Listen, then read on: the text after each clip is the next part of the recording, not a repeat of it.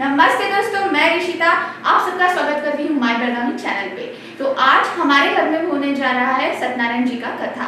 हाँ फ्रेंड्स, तो सत्यनारायण जी का क्या महत्व है वो सब जानेंगे हम और उसका पूजन कैसे करते हैं। तो आज हमारे घर पे होने जा रहा है सत्यनारायण जी का पूजा। तो चलिए आप भी हमारे साथ ज्वाइन हो जाइए। अखंड अखंड कृपा कृपा आशीर्वाद आशीर्वाद प्राप्ति प्राप्ति अर्थम अर्थम ध्यान ध्यान आवाहनादि आवाहनादि षोडशोपचार षोडशोपचार व्रतोक्त व्रतोक्त पूजन पूजन अहम करिष्ये करिष्ये। बल गया करिष्ये लांग भूत निर्विघ्न पूजनम करिष्ये गणपति टेंकर नमस्कार। ओम नारायण स्वाम गणपति कुंभवामहे कविं कवीनाः मुपमस्तमस्तमः ज्येष्ठराजो ब्रह्माः ब्रह्मसुराणाः तन्वन्नोतिभिः सिद्धसाधनं अस्मिन्नारिकेलफले गणपतिगणपतिः महागणपतये नमः आवाहयामि। महागणपतये नमः आवाहनार्थे अक्षतान् समर्पयामि। आसनार्थे अक्षतान् समर्पयामि। वृद्धि सिद्धि सहित महागणाधिपति देवताभ्यो नमो नमः। नागसरदेवकोक्षमः गणपति पादयोः पाद्यं समर्पयामि। करयोः अर्घ्यं समर्पयामि। मुखवाचमणीयं समर्पयामि। स्नानं समर्पयामि। स्नानांगाचमणीयं वस्त्रं समर्पयामि। सिद्धिविनायकाय नमः। पुनार्थे गंधम गंधः समर्पयामि। श्रीखंडचंदनं दिव्या गंधाढ्य सुमनोहरः विलेपनं सुरश्रेष्ठं चंदनं प्रतिगृहीतम् अष्टमहाध्येयं सर्वदेवानां भोपोऽयं प्रतिगृह्यतां सिद्धिविनायकदेवतां दीपं त्रैलोक्यं दिग्रापः भक्त्यां देवप्रयच्छामि देवाय परमात्मने दिव्यज्योतिर्नमोऽस्तुते। सिद्धिविनायकाय नमः। धूपं दीपं दर्शयामि। नैवेद्यार्थे प्रस्थापित कर्दलीफल नैवेद्यं निवेदयामि। सत्यन्दवर्देन परिहृतं सत्यन्दवर्देन परिषिञ्चयामि। मृतोपस्तरं स्मः नैवेद्योर्मध्ये पानीयं समर्पयामि। ओम प्राणाय नमः व्यानाय नमः अपानाय नमः उदानाय नमः समानाय नमः ब्रह्मणे नमः। पुनर्नैवेद्यं यो देवा सवितास्माकाधियो धर्मादिगोचरे प्रेरयते तद्गर्भस्वरेण्योपास्महे। हस्तप्रक्षालनं समर्पयामि। मुखप्रक्षालनं समर्पयामि। उत्तराभूषणं समर्पयामि। मुखवासार्थे मुद्दैलडिकं ताम्बूलं हिरण्यनिष्क्रिय दक्षिणान् महाफलं समर्पयामि। सिद्धिविनायकाय नमः। कर्पूरदीपं दर्शयामि। रक्षयामि धारयामि। मंत्रपुष्पार्थे अक्षतः गणपतिं अक्षतान् समर्पयामि। नमस्करोमि। गणपति प्रार्थना।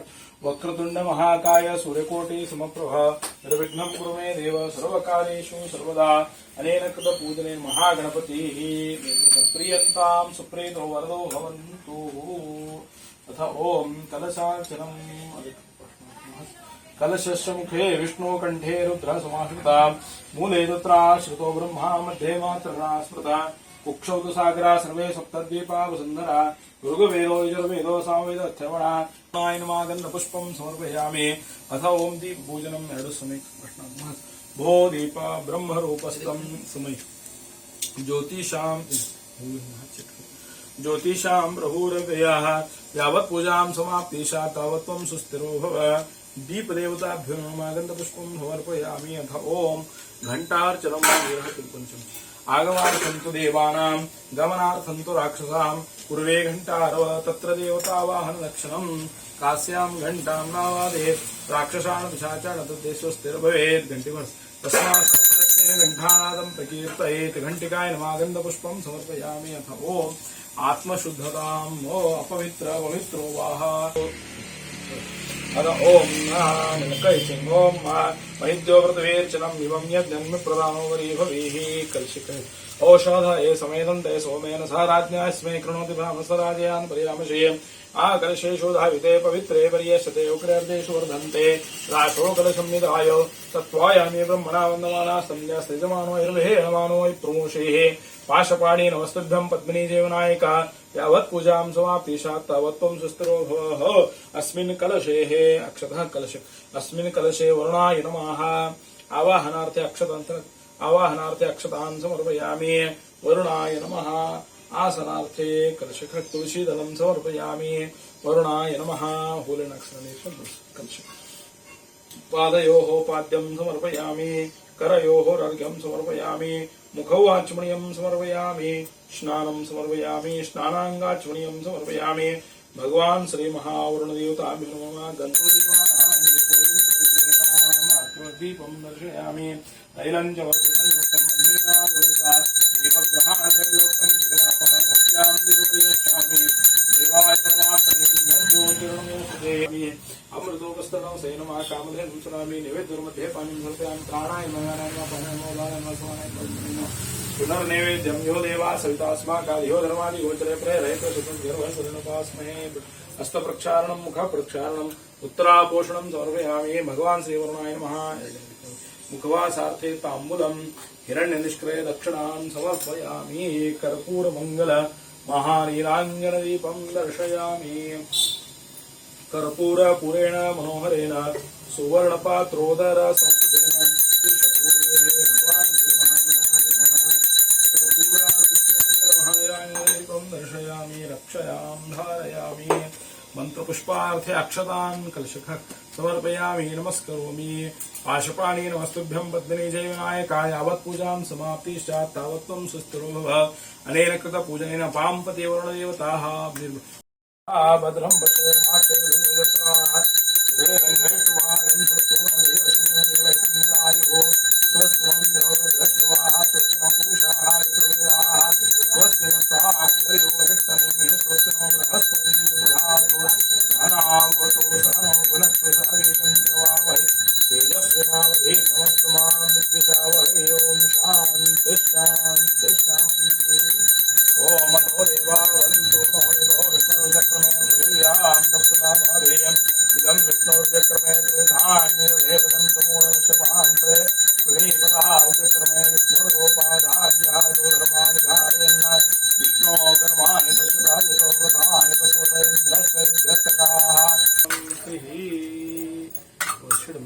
ओम नर्य प्रजा में गोपाय अमृतत्वाय देवसयः जातां शवानाञ्चाम् अमृते सत्ते सत्तेः प्रतिष्ठिताम् लक्ष्मी सहित सत्यनारायण स्वामी देवताभ्यो नमो नमः सुप्रतिष्ठितमस्तु सुप्रतिष्ठितमस्तु सुप्रतिष्ठितमस्तु सुमुहूर्तमस्तु सुप्रतिष्ठितान्तरेण सर्वभूषादिके सौम्ये लोकलज्जाः निवारणे मयोपादे तुभ्यं वाससे प्रतिगृह्यताम् लक्ष्मी सहित सत्यनारायण नमः वस्त्रोपवस्त्रार्थे प्रत्यक्ष वस्त्रं समर्पयामि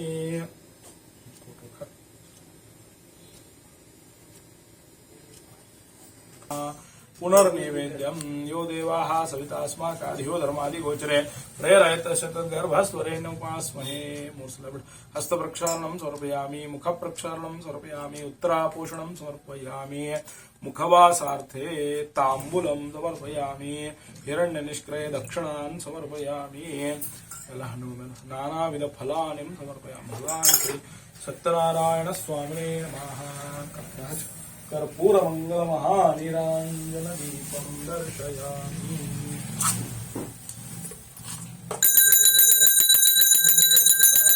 कर्पूरार्तिकदीपं दर्शयामि रक्षयां धारयामि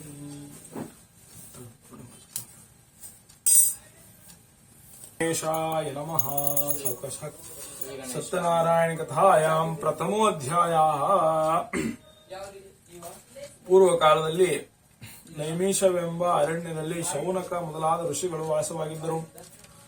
ಆ ಋಷಿಗಳು ಒಂದು ಸಲ ಪುರಾಣವನ್ನು ಉತ್ತಮವಾಗಿ ತಿಳಿದುಕೊಂಡಿರತಕ್ಕಂತಹ ಸೂತ ಮಹಾಮುನಿಗಳನ್ನು ಕುರಿತು ಒಂದು ಸಲ ಈ ರೀತಿಯಾಗಿ ಪ್ರಶ್ನೆ ಮಾಡುತ್ತಾರೆ. ಅದು ಏನೆಂದರೆ, ಎಲೆ ಮಹಾಮುನಿಯೇ, ನಮ್ಮ ಮನಸ್ಸಿನಲ್ಲಿ ಇರತಕ್ಕಂತಹ ಎಲ್ಲಾ ಇಷ್ಟಾರ್ಥಗಳು ಯಾವ ಒಂದು ವ್ರತವನ್ನು ಮಾಡುವುದರಿಂದ ಅಥವಾ ತಪಸ್ಸನ್ನು ಆಚರಿಸುವುದರಿಂದ ನಮಗೆ ಸಿಗ್ತಾವೆಯೋ ಅಂತಹ ಒಂದು ವ್ರತವನ್ನು ನಮಗೆ ಹೇಳಬೇಕು ಎಂದು ಕೇಳಿಕೊಂಡಾಗ ಸೂತ ಮಹಾಮುನಿಗಳು ಹೇಳ್ತಾರೆ, ಎಲೆ ಋಷಿಗಳಿರ, ಒಂದು ಸಲ ಇದೇ ಪ್ರಶ್ನೆಯನ್ನು ನಾರದರು ಶ್ರೀಮನ್ ನಾರಾಯಣನಿಗೆ ಕೇಳಿದರು. ಆಗ ಮಹಾವಿಷ್ಣು ನಾರದರಿಗೆ ಯಾವ ಉತ್ತರವನ್ನು ಹೇಳಿದ್ದಾನೆಯೋ ಅದನ್ನೇ ನಾನು ನಿಮಗೆ ಹೇಳ್ತೀನಿ ಎಂದು ಹೇಳಲು ಪ್ರಾರಂಭ ಮಾಡ್ತಾರೆ. ಒಂದು ಸಲ ನಾರದರು ಪರಾನುಗ್ರಹ ಕಾಂಕ್ಷಯ ಎಂದರೆ ಬೇರೆಯವರ ಮೇಲೆ ಅನುಗ್ರಹ ಮಾಡಬೇಕೆಂಬ ಒಳ್ಳೆಯ ಆಶಯದೊಂದಿಗೆ ಎಲ್ಲಾ ಲೋಕಗಳಲ್ಲಿ ಸಂಚಾರ ಮಾಡ್ತಾ ಮಾಡ್ತಾ ನಮ್ಮ ಈ ಪೃಥ್ವಿ ಲೋಕಕ್ಕೆ ಬರ್ತಾರೆ.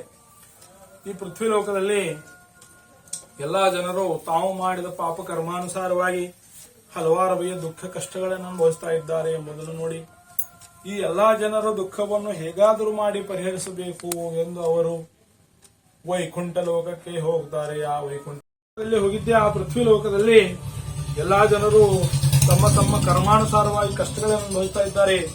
ಆ ಎಲ್ಲಾ ಜನರ ಕಷ್ಟ ನಿವಾರಣಾರ್ಥವಾಗಿ ನನಗೆ ಒಂದು ಸುಲಭ ಉಪಾಯವನ್ನು ಹೇಳಬೇಕು ಎಂದು ಕೇಳಿಕೊಂಡಾಗ ಮಹಾವಿಷ್ಣು ಹೇಳ್ತಾನೆ, ನಾರದನೇ, ಲೋಕ ಕಲ್ಯಾಣಕ್ಕಾಗಿ ಒಳ್ಳೆಯ ಪ್ರಶ್ನೆಯನ್ನು ಕೇಳಿದ್ದೀಯಾ. ಆದುದರಿಂದ ಯಾವೊಂದು ವ್ರತವನ್ನು ಮಾಡೋದ್ರಿಂದ ಮನುಷ್ಯನ ಎಲ್ಲ ಇಷ್ಟಾರ್ಥಗಳು ಪೂರ್ಣವಾಗ್ತವೆ ಅಂತಹ ಒಂದು ವ್ರತ ನಾನು ಹೇಳ್ತೇನೆ. ಅದಕ್ಕೆ ಸತ್ಯನಾರಾಯಣ ದೇವರ ವ್ರತ ಅಂತ ಹೇಳ್ತಾರೆ. ಯಾರು ಇದನ್ನು ಭಕ್ತಿಯಿಂದ ಮಾಡ್ತಾರೆಯೋ ಅವರ ಎಲ್ಲಾ ಇಷ್ಟಾರ್ಥಗಳು ಆ ಭಗವಂತನ ಕೃಪೆಯಿಂದ ಪೂರ್ಣವಾಗ್ತವೆ ಎಂದು ಹೇಳಿದಾಗ ಮಹಾವಿಷ್ಣು ನಾರದರು ಪುನಃ ಮಹಾವಿಷ್ಣುವನ್ನು ಕುರಿತು ಪ್ರಶ್ನೆ ಕೇಳ್ತಾರೆ. ಭಗವಂತ, ಹಾಗಾದರೆ ಈ ವ್ರತವನ್ನು ಹೇಗೆ ಮಾಡಬೇಕು, ಯಾವ ಕಾಲದಲ್ಲಿ ಮಾಡಬೇಕು, ಹಿಂದೆ ಯಾರು ಯಾರು ಮಾಡಿ ಏನೇನು ಫಲವನ್ನು ಪಡೆದಿದ್ದಾರೆ, ಇದನ್ನೆಲ್ಲ ನನಗೆ ಸವಿಸ್ತಾರ ಮಾಡಿ ಹೇಳಬೇಕು ಎಂದು ಕೇಳಿಕೊಂಡಾಗ ಮಹಾವಿಷ್ಣು ಹೇಳ್ತಾನೆ, ನಾರದನೇ, ಈ ವ್ರತವು ದುಃಖ ಶೋಕಗಳನ್ನು ನಾಶ ಮಾಡುವಂಥದ್ದು, ಧನ ಧಾನ್ಯಗಳನ್ನು ಅಭಿವೃದ್ಧಿಪಡಿಸುವಂಥದ್ದು, ಎಲ್ಲಾ ಕೆಲಸ ಕಾರ್ಯಗಳಲ್ಲಿ ಜಯವನ್ನು ಸಿದ್ಧಿಯನ್ನು ತಂದುಕೊಡತಕ್ಕಂತಹ ವ್ರತ.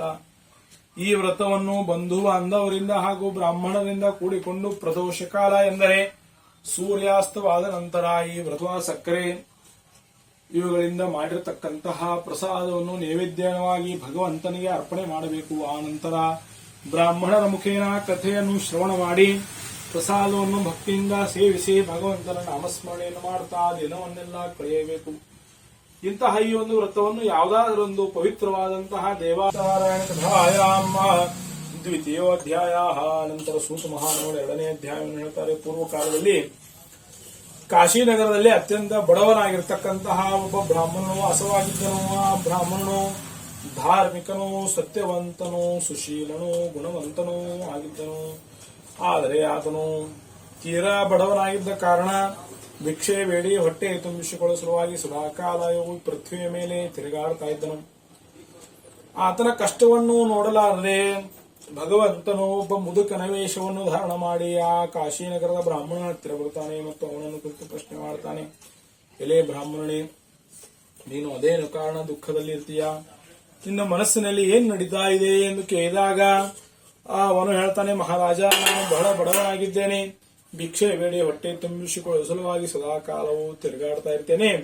ಈ ನನ್ನ ದುಃಖ ದಾರಿದ್ರ್ಯಗಳು ನಿವಾರಣೆಗಾಗಿ ಒಂದು ಉಪಾಯ ನಿಮಗೆ ಗೊತ್ತಿದ್ದರೆ ನನಗೆ ಹೇಳಬೇಕು ಎಂದು ಕೇಳಿಕೊಂಡಾಗ ಮುದುಕನ ವೇಷದಲ್ಲಿರ್ತಕ್ಕಂತಹ ಸತ್ಯನಾರಾಯಣ ಭಗವಂತನು ಹೇಳ್ತಾನೆ, ಎಲೆ ಬ್ರಾಹ್ಮಣನೇ, ನೀನು ವ್ರತಸ್ಥನಾಗಿ ಸತ್ಯನಾರಾಯಣ ದೇವರ ವ್ರತವನ್ನು ಮಾಡು. ನಿನ್ನ ಎಲ್ಲಾ ಕಷ್ಟಗಳು ದುಃಖಗಳು ಭಗವಂತನ ಕೃಪೆಯಿಂದ ನಿವಾರಣೆಯಾಗ್ತದೆ ಎಂದು ಹೇಳಿ ಆತನಿಗೆ ವ್ರತ ಮಾಡತಕ್ಕಂತಹ ವಿಧಾನವನ್ನೆಲ್ಲ ತಿಳಿಸಿ ಆಶೀರ್ವದಿಸಿ ಅಲ್ಲಿಂದ ಅದೃಶ್ಯನಾಗಿ ಹೋಗಿಬಿಡ್ತಾನೆ. ಆಗ ಕಾಶಿನಗರದ ಬ್ರಾಹ್ಮಣನು ತನ್ನ ಮನೆಗೆ ವಾಪಸ್ ಬರ್ತಾನೆ.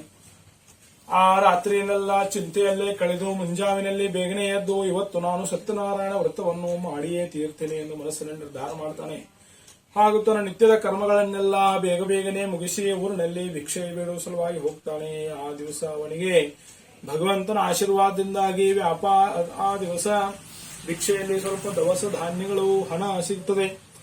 ಇದರಿಂದ ಬಹಳ ಆನಂದಿತನಾಗಿ ಮನೆಗೆ ಬರ್ತಾನೆ. ಹಣವನ್ನೆಲ್ಲ ವೆಚ್ಚ ಮಾಡಿ ಪೂಜೆಗೆ ಬೇಕಾದಂತಹ ಸಾಹಿತ್ಯಗಳನ್ನು ತೆಗೆದುಕೊಂಡು ಬಂದು ಬಂಧು ಬಾಂಧವರಿಂದ ಬ್ರಾಹ್ಮಣರಿಂದ ಕೂಡಿ ಭಕ್ತಿಯಿಂದ ಪೂಜೆ ಮಾಡಿ ಪ್ರಸಾದವನ್ನು ಸೇವಿಸಿ ದೇವರಿಗೆ ನಮಸ್ಕಾರವನ್ನು ಮಾಡ್ತಾನೆ. ಇದರಿಂದ ಈ ಕಾಶಿನಗರದ ಬ್ರಾಹ್ಮಣನು ಎಲ್ಲಾ ದುಃಖ ಕಷ್ಟಗಳಿಂದ ಮುಕ್ತನಾಗಿ ಸಕಲ ಸೌಖ್ಯವನ್ನು ಅನುಭವಿಸಿ ಕೊನೆಗೆ ಮೋಕ್ಷ ಲೋಕವನ್ನು ತಲುಪ್ತಾನೆ ಎಂದು ಸೂತ ಮಹಾಮುನಿಗಳು ಶೌನಕ ಋಷಿಗಳಿಗೆ ಹೇಳ್ತಾರೆ.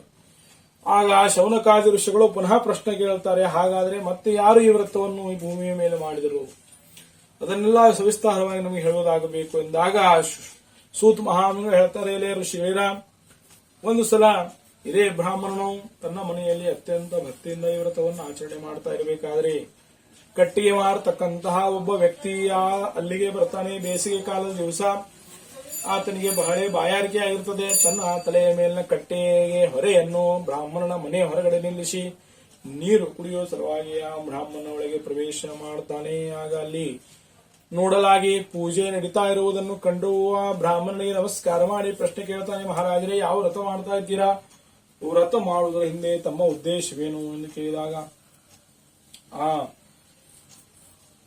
ಕಾಶಿನಗರದ ಬ್ರಾಹ್ಮಣ ಹೇಳ್ತಾನೆ, ಎಲೆ ವ್ಯಾಪಾರಿಯೇ, ನಾನು ಅತ್ಯಂತ ಭಕ್ತಿಯುತನಾಗಿ ಸತ್ಯನಾರಾಯಣ ದೇವನ ವ್ರತವನ್ನು ಮಾಡ್ತಾ ಇದ್ದೇನೆ. ಈ ವ್ರತ ಮಾಡಿದ್ದರಿಂದಲೇ ನನ್ನ ಎಲ್ಲಾ ಕಷ್ಟ ದುಃಖಗಳು ನಿವಾರಣೆಯಾಗಿದೆ ಎಂದಾಗ ಆ ಕಟ್ಟಿಗೆ ಮಾರುವವನು ಅಲ್ಲೇ ಕುಳಿತು ಕಥೆಯನ್ನೆಲ್ಲ ಕೇಳಿ ಪ್ರಸಾದವನ್ನು ತಿಂದು ತನ್ನ ನೀರನ್ನು ಕುಡಿದು ಊರಿಗೆ ಹೊರಡಲು ಸಿದ್ಧನಾಗ್ತಾನೆ. ತಲೆಯ ಮೇಲೆ ಕಟ್ಟಿಗೆ ಹೊರೆಯನ್ನು ಹೊತ್ಕೊಂಡು ಮನಸ್ಸಿನಲ್ಲಿ ಸತ್ಯನಾರಾಯಣ ದೇವರ ಧ್ಯಾನವನ್ನು ಮಾಡ್ತಾ, ಭಗವಂತ ಸತ್ಯನಾರಾಯಣ, ಈ ಕಟ್ಟಿಗೆ ಮಾರಿ ಏನು ನನಗೆ ಹಣ ಬರ್ತದೆಯೋ ಆ ಹಣದಲ್ಲಿ ನಿನ್ನ ವ್ರತವನ್ನು ಮಾಡ್ತೇನೆ ಎಂದು ಮನಸ್ಸಿನಲ್ಲಿ ಪ್ರತಿಜ್ಞೆ ಮಾಡ್ತಾನೆ. ಹಾಗೂ ತನ್ನ ಊರಿನಲ್ಲಿ ವ್ಯಾಪಾರ ಮಾಡುವ ಸಲುವಾಗಿ ಹೋಗ್ತಾನೆ. ಆ ದಿವಸ ಆತನಿಗೆ ಭಗವಂತನ ಆಶೀರ್ವಾದದಿಂದಾಗಿ ವ್ಯಾಪಾರದಲ್ಲಿ 2 ಪಟ್ಟು ಲಾಭವಾಗ್ತದೆ. ಇದರಿಂದ ಬಹಳ ಆನಂದಿತನಾಗಿ ಮನೆಗೆ ಬರ್ತಾನೆ. ಪೂಜೆಯನ್ನು ಮಾಡಿ ಆ ವ್ಯಾಪಾರವನ್ನು ಮಾಡಿ ಬಂದಂತಹ ಹಣದಿಂದ ಪೂಜೆಗೆ ಬೇಕಾದಂತಹ ಸಾಹಿತ್ಯವನ್ನು ತೆಗೆದುಕೊಂಡು ಬಂಧು ಬಾಂಧವರಾದಿಯೊಂದಿಗೆ ಕೂಡಿ ಬ್ರಾಹ್ಮಣರಿಂದ ಕೂಡಿ ಸತ್ಯನಾರಾಯಣ ವ್ರತವನ್ನು ಮಾಡಿ ಪ್ರಸಾದವನ್ನು ಸೇವಿಸಿ ದೇವರಿಗೆ ನಮಸ್ಕಾರವನ್ನು ಮಾಡ್ತಾನೆ. ಇದರಿಂದ ಈ ಕಟ್ಟಿಗೆ ಹೊರೆ ಮಾರತಕ್ಕಂತಹ ಮನುಷ್ಯ ಎಲ್ಲಾ ದುಃಖ ಕಷ್ಟಗಳಿಂದ ಮುಕ್ತನಾಗಲು ಪ್ರತಿ ಹುಣ್ಣಿಮೆಯಲ್ಲಿ ವ್ರತವನ್ನು ಆಚರಿಸ್ತಾ ಸಕಲ ಸುಖವನ್ನು ಹೊಂದಿ ಕೊನೆಗೆ ಮೋಕ್ಷವನ್ನು ಹೊಂತಾನೆ ಎಂದು ಸೂತ ಮಹಾಮುನಿಗಳು ಹೇಳಿರ್ತಕ್ಕಂತಹ ಸತ್ಯನಾರಾಯಣ ದೇವರ ಕಥೆಯ 2ನೇ ಅಧ್ಯಾಯ ಮುಕ್ತಾಯವಾಗಿದೆ. ಶ್ರೀ ಮಂಗಲಾನಿ ಭವಂತು ಶ್ರೀರಸ್ತು ಸಂತತಂ ಶುಭಮಸ್ತು. ರಕ್ಷಯಾಂ ಧಾರಯಾಮಿ ಸತ್ಯನಾರಾಯಣ ದರ್ಶಯಾಮಿ ರಕ್ಷಯಾಂ ಧಾರಯಾಮಿ ಸತ್ಯನಾರಾಯಣ ಕಥಾಯಾಂ ಪಂಚಮೋಧ್ಯಾಯ. ನಂತರ ಸೂತ ಮಹಾಮುನಿಗಳು 5ನೇ ಅಧ್ಯಾಯವನ್ನು ಹೇಳ್ತಾರೆ. ಪೂರ್ವ ಕಾಲದಲ್ಲಿ ತುಂಗಧ್ವಜ ಎಂಬ ಒಬ್ಬ ಅರಸನು ರಾಜ್ಯವಾಳುತ್ತಿದ್ದನು. ಆ ಅರಸನು ಒಂದು ಸಲ ಬೇಟೆಯಾಡುವ ಉದ್ದೇಶದಿಂದ ಅರಣ್ಯದಲ್ಲಿ ಹೋಗಿದ್ದಾನೆ. ಅಲ್ಲಿ ಎಷ್ಟೋ ಕ್ರೂರ ಮೃಗಗಳನ್ನು ಬೇಟೆಯಾಡಿ ದನಿ ವಾರಿಸಿಕೊಳ್ಳುವ ಸಲುವಾಗಿ ಆಲದ ಮರದ ಕೆಳಗೆ ಬಂದು ಕುಳಿತಿದ್ದಾನೆ. ಆಲದ ಮರದ ಕೆಳಗೆ ದನ ಕಾಯತಕ್ಕಂತಹ ಹುಡುಗರು ಸತ್ಯನಾರಾಯಣ ಪೂಜೆ ಆಟವನ್ನು ಆಡ್ತಾ ಇರ್ತಾರೆ. ತಾವು ತಂದಿರತಕ್ಕಂತಹ ರೊಟ್ಟಿ ಬುತ್ತಿಗಳೇ ಸತ್ಯನಾರಾಯಣ ದೇವರಿಗೆ ಮಹಾನೈವೇದ್ಯ ಮಹಾಪ್ರಸಾದವು, ಅರಣ್ಯದಲ್ಲಿ ಸಿಗತಕ್ಕಂತಹ ಪತ್ರ ಪುಷ್ಪಗಳೇ ದೇವರಿಗೆ ಬೇಕಾದಂತಹ ಪೂಜಾ ಸಾಹಿತ್ಯ. ಈ ರೀತಿಯಾಗಿ ಅವರು ಅಲ್ಲಿ ವ್ರತವನ್ನು ಮಾಡ್ತಾ ಇರಬೇಕಾದ್ರೆ ಈ ತುಂಗಧ್ವಜ ರಾಜನು ಅಲ್ಲಿಗೆ ಹೋಗುವುದಿಲ್ಲ, ದೇವರಿಗೆ ನಮಸ್ಕಾರವನ್ನು ಕೂಡ ಮಾಡುವುದಿಲ್ಲ. ಆದರೂ ಆ ಹುಡುಗರು ಪ್ರಸಾದವನ್ನು ತಂದು ರಾಜನ ಕೈಗೆ ಕೊಡ್ತಾರೆ. ರಾಜನು ಮಾತ್ರ ಇದೊಂದು ಅಶಿಕ್ಷಿತ ಹುಡುಗರ ಆಟ ಎಂದು ಪ್ರಸಾದಕ್ಕೆ ಅಪಮಾನ ಮಾಡಿ ತನ್ನ ಮನೆಗೆ ಹೋಗ್ತಾನೆ. ಇದರಿಂದ ರಾಜನ 100 ಜನ ಮಕ್ಕಳು, ಅವನ ಧನ ಧಾನ್ಯವೆಲ್ಲವೂ ನಾಶವಾಗಿ ಹೋಗ್ತದೆ. ಆಗ ರಾಜನು ವಿಚಾರಣೆ ಮಾಡಿ ನೋಡಿದಾಗ ಇದೆಲ್ಲ ಸತ್ಯನಾರಾಯಣ ಪ್ರಸಾದಕ್ಕೆ ಅಪಮಾನ ಮಾಡಿದ್ದರಿಂದ ಉಂಟಾಗಿದೆ ಎಂದು ಅದೇ ಆಲದ ಮರದ ಕೆಳಗೆ ಕುಳಿತು ಗೋಪಾಲಕರ ಹತ್ತಿರ ಸತ್ಯನಾರಾಯಣ ದೇವರ ಪೂಜೆಯನ್ನು ಮಾಡಿ ಪ್ರಸಾದವನ್ನು ತಿಂದು ದೇವರಿಗೆ ನಮಸ್ಕಾರವನ್ನು ಮಾಡ್ತಾನೆ. ಇದರಿಂದ ಈ ತುಂಗಧ್ವಜ ರಾಜನು ತನ್ನ ಪುನಃ 100 ಜನ ಮಕ್ಕಳನ್ನು ಐಶ್ವರ್ಯವನ್ನೆಲ್ಲ ಹೊಂದಿ ಕೊನೆಗೆ ಮೋಕ್ಷವನ್ನು ಹೊಂತಾನೆ. ಇಷ್ಟೆಲ್ಲ ಲಾಭಗಳು ಈ ಸತ್ಯನಾರಾಯಣ ಪೂಜೆಯಿಂದ ಆದವು. ಆದ್ದರಿಂದ ಪ್ರತಿಯೊಬ್ಬರೂ ಅವಶ್ಯವಾಗಿ ವ್ರತವನ್ನು ಮಾಡಬೇಕು. ಯಾರು ವ್ರತ ಮಾಡ್ತಾರೆಯೋ ಹಾಗೂ ವ್ರತದ ಕಥೆಯನ್ನು ಭಕ್ತಿಯಿಂದ ಶ್ರವಣ ಮಾಡ್ತಾರೆಯೋ ಅವರ ಎಲ್ಲಾ ದುಃಖಗಳು ಕಷ್ಟಗಳು ಆ ಭಗವಂತನ ಕೃಪೆಯಿಂದ ನಿವಾರಣೆಯಾಗ್ತದೆ. ಇಂತಹ ಈ ದೇವನಿಗೆ ಕೆಲವರು ಕಾಲನೆಂದು, ಕೆಲವರು ಈಶನೆಂದು, ಕೆಲವರು ಸತ್ಯದೇವನೆಂದು ಸಂಬೋಧನೆ ಮಾಡ್ತಾರೆ. ನಾನಾ ರೂಪಗಳನ್ನು ಧಾರಣ ಮಾಡಿರ್ತಕ್ಕಂತಹ ಭಗವಂತನು ಕಲಿಯುಗದಲ್ಲಿ ವ್ರತ ರೂಪವನ್ನು ಧಾರಣ ಮಾಡಿದ್ದಾನೆ. ಯಾರು ನಿತ್ಯದಲ್ಲಿ ಕಥೆಯನ್ನು ಶ್ರವಣ ಮಾಡ್ತಾರೆಯೋ ಹಾಗೂ ಪಠನ ಮಾಡ್ತಾರೆಯೋ ಅವರ ಎಲ್ಲಾ ಕಷ್ಟಗಳು ದುಃಖಗಳು ಭಗವಂತನ ಕೃಪೆಯಿಂದ ನಿವಾರಣೆ ಆಗ್ತದೆ ಎಂದು ಸೂತ ಮಹಾಮುನಿಗಳು ಹೇಳಿರ್ತಕ್ಕಂತಹ ಸತ್ಯನಾರಾಯಣ ದೇವರ ಕಥೆಯ 5ನೇ ಅಧ್ಯಾಯ ಮುಕ್ತಾಯವಾದುದು. ವಿಸ್ತ್ರೇ ಪಂಚಮೋಧ್ಯಾಯ.